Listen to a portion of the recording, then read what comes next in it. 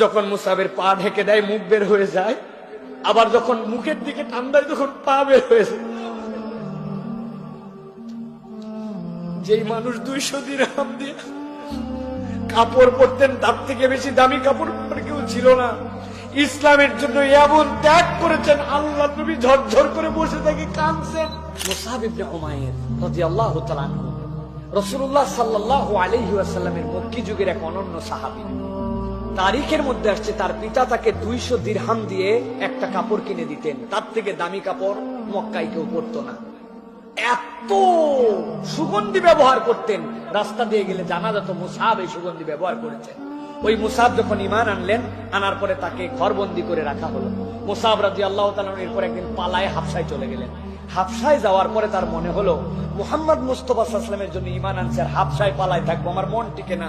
উনি আবার সাহস করে ফেরত চলে আসছেন।